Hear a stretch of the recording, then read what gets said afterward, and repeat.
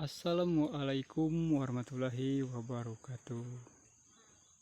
Di konten kali ini kita akan membahas tentang bagaimana cara merawat rumput ya teman-teman. Banyak asumsi dari petani kita ya, antara mesin rumput dengan herbisida, pro dan kontra. Ada yang mengatakan mesin rumputlah yang paling bagus.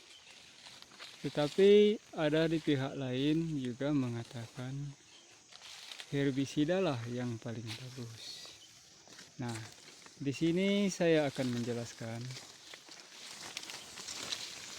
bagaimana menurut di petani desa tentang pekerjaan rumput. Di sini di kebun petani desa Indonesia akan membahasnya. Tetapi sebelum lanjut, jangan lupa teman-teman menekan tombol subscribe untuk mendukung channel ini agar saya tetap bisa berbagi tentang ilmu dan info pertanian. Terima kasih.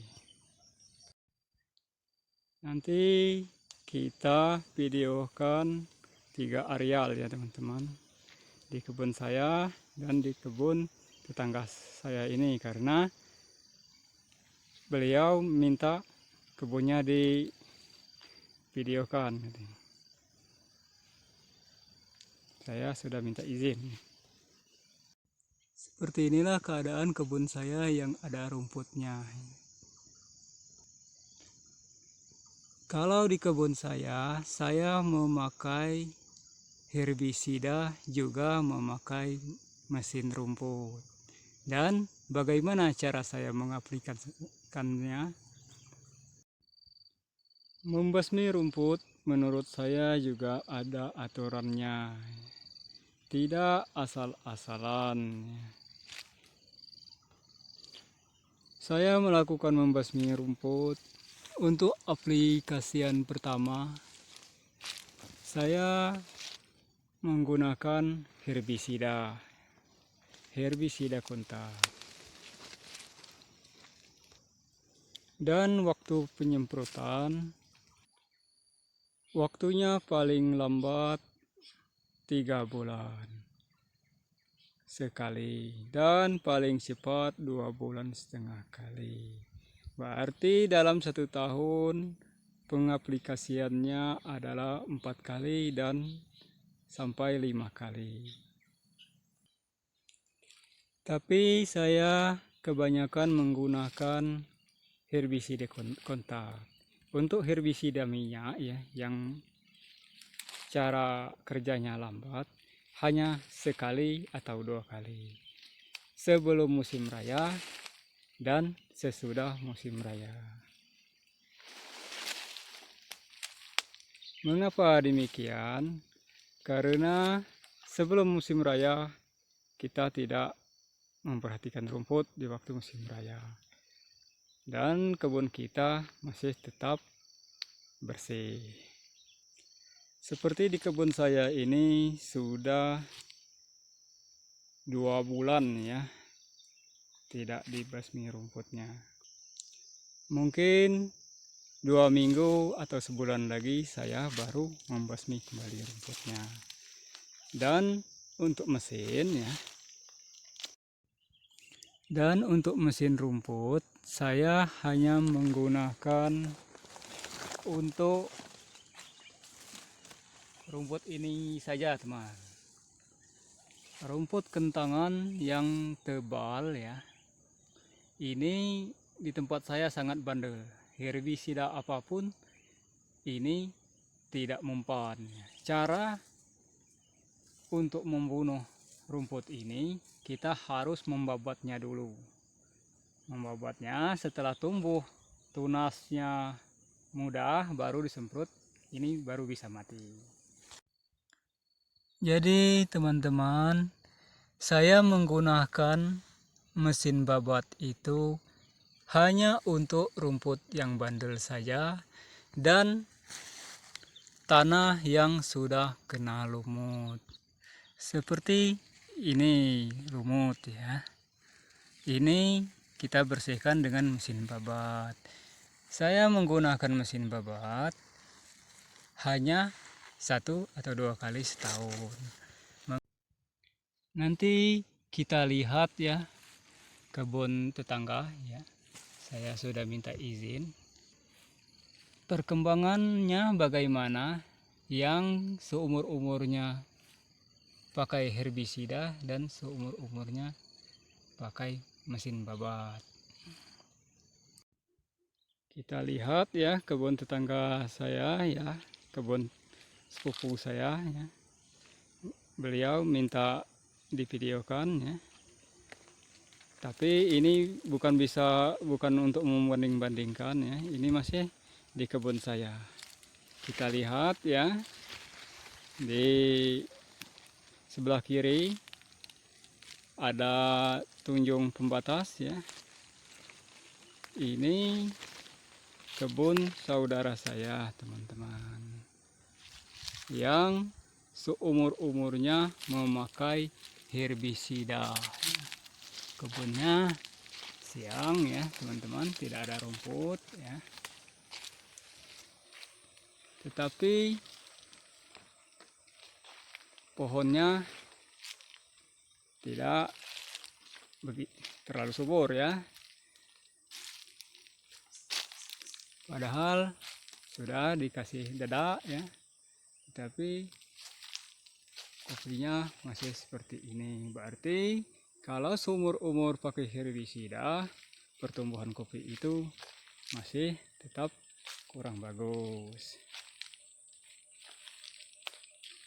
Ini ya, lancuran di tahun 2023 ini memang kebanyakan tidak berbuah ya. Hanya orang-orang tertentu saja.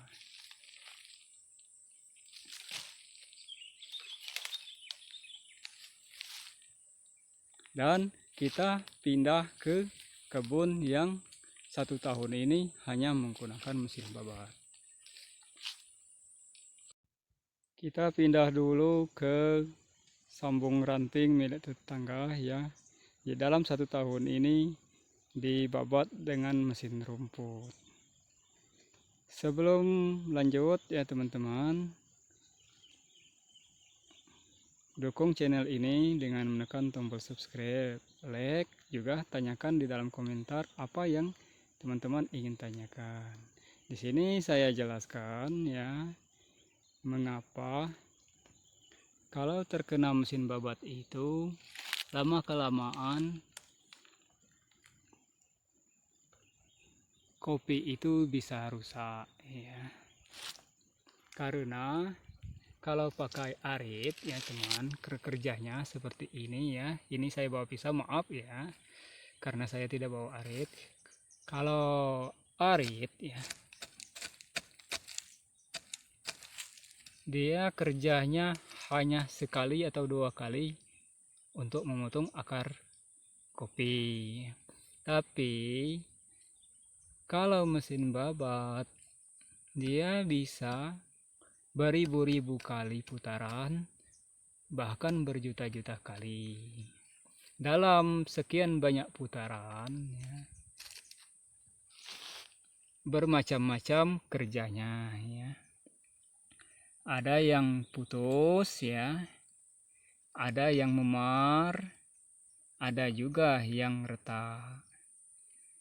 Kalau membabatnya hanya sekali ya tidak apa-apa ya teman-teman ya, karena lama-kelamaan akar itu pulih kembali dan subur kembali. Tapi setelah dibabat ya sebulan biasanya rumput itu tumbuh seperti ini. Belum sembuh luka yang memar dan retak tadi, terus kita babat kembali dengan mesin.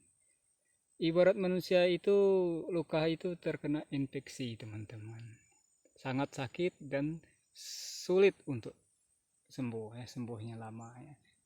Belum sembuh dibabat lagi, jadi terjadilah pohon kopi itu menguning, dan produksinya itu berkurang. Seperti di kebun ini. Ini kelon tinggi ari. Tinggi ari ini sangat cocok di daerah kami, tetapi buahnya berkurang. Satu gugusan hanya 3 biji. Itu bukan lagi berkurang ya, sudah sangat. Tapi sekali lagi mohon maaf ya kepada pemilik kebun ya. Sebenarnya saya sudah minta izin ya. Saya bukan niat untuk membanding-bandingkan, apalagi untuk merendahkan.